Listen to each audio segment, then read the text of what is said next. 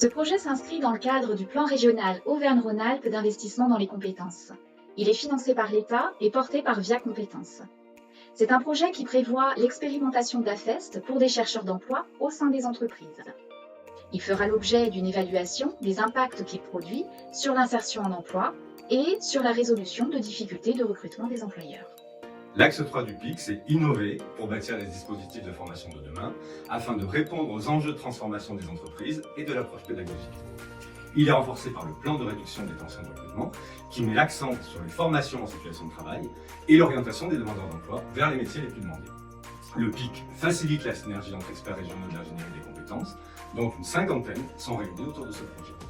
Enfin, le PIC capitalise et essaime les expérimentations, comme l'évoquait ma collègue de la L'action de formation en situation de travail est une action de formation qui a pour particularité d'utiliser et de valoriser les situations de travail comme terrain d'apprentissage. On part de la situation de travail pour acquérir des connaissances et des compétences. C'est une modalité de formation reconnue et inscrite dans le Code du travail depuis la loi pour la liberté de choisir son avenir professionnel de 2018. Le parcours AFEST vise un objectif professionnel. L'AFEST alterne des phases où l'apprenant est mis en situation de réaliser des activités et des séances de prise de recul hors production, accompagnées par un formateur pour analyser les réalisations et en tirer les enseignements. En clair, c'est une modalité qui permet d'être formé juste à temps, juste assez, au plus près du travail, de manière personnalisée et sans déplacement.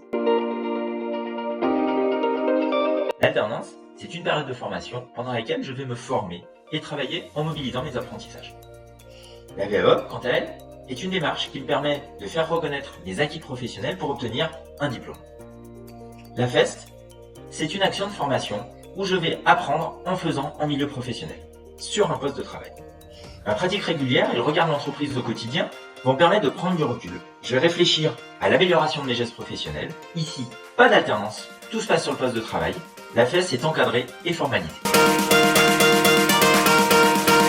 Le formateur AFEST est un expert métier qui va transférer son savoir-faire à l'apprenant et l'accompagner dans ses apprentissages. Le prestataire externe peut être un organisme de formation ou un cabinet de conseil. Il va aider à la conception et à l'organisation du parcours de formation.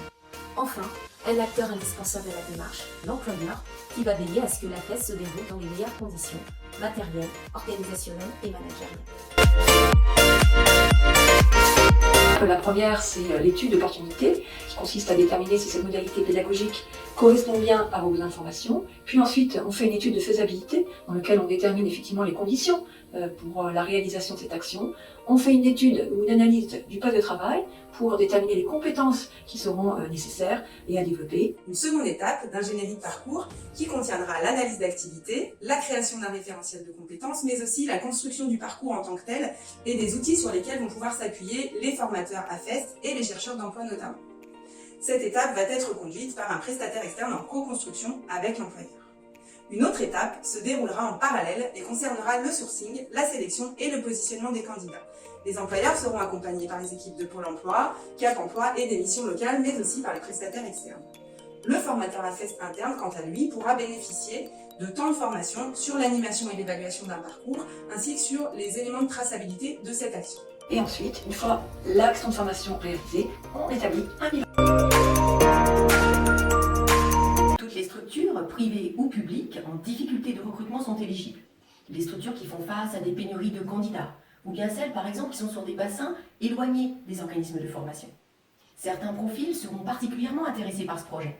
Nous pensons aux structures socialement responsables, innovantes, ouvertes à l'accueil de profils atypiques prêts à s'engager dans leur secteur d'activité.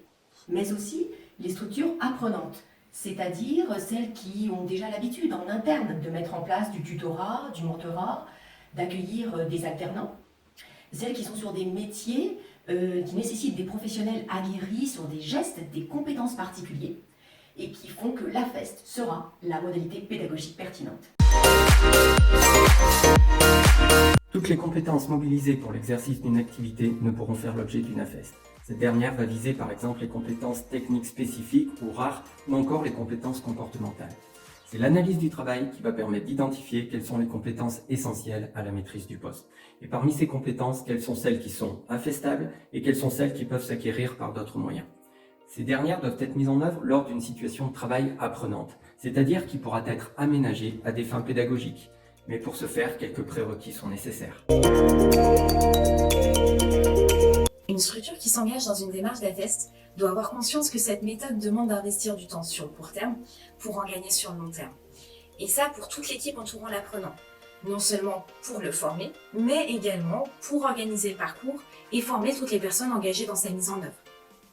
La structure doit garantir un cadre bienveillant qui favorise l'apprentissage et permettre autant que possible la progression par tâtonnement, par essai, par erreur, sans que cela ne porte préjudice à l'apprenant. Il faut pouvoir, de temps à autre, desserrer le taux de la production. Les demandeurs d'emploi retenus devront avant tout être volontaires, puisque cette démarche nécessite un engagement personnel, en acceptant d'être observés, débriefés, questionnés pendant la formation. Et ils devront avoir un niveau inférieur au bac.